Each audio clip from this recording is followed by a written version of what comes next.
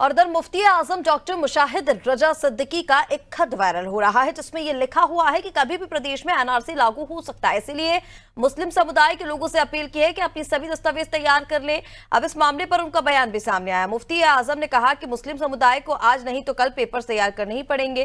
कौम को एनआरसी के लिए अपनी तैयारी रखने के लिए खत जारी किया है। एक दिन से पेपर्स तैयार नहीं होते हैं।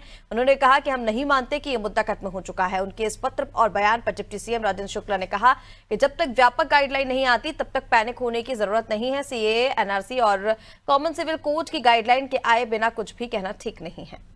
बहरहाल ये तो मैंने जो लेटर चालू किया है वो सिर्फ समाज को आगे के समय के लिए एनआरसी के लिए अपनी तैयारी रखने के लिए जारी किया है कि अगर आपके पास दस्तावेज़ अभी मुकम्मल नहीं है तो उनको थोड़ा सा समय निकाल के आप दस्तावेज़ अपने मुकम्मल रखिए।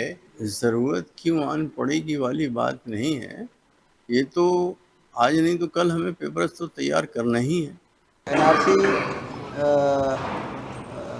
के जो भी मापदंड हैं इस आधार पर सर्टिफिकेट और जांच और जो कार्रवाइयाँ हैं इसके जब तक पूरी तरह से विस्तृत गाइडलाइन और डायरेक्शंस नहीं आते तब तक इस पर अभी कुछ भी कहना ठीक नहीं है। नहीं, मौलाना साहब ने जो कहा है उससे एक पैनिक हो गया।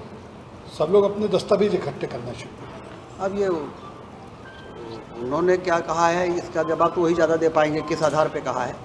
लेकिन चाहे वो सीए का मामला हो, चाहे एनआरसी का मामला हो, चाहे कॉमन सिविल कोड का मामला हो, इसके जब तक व्यापक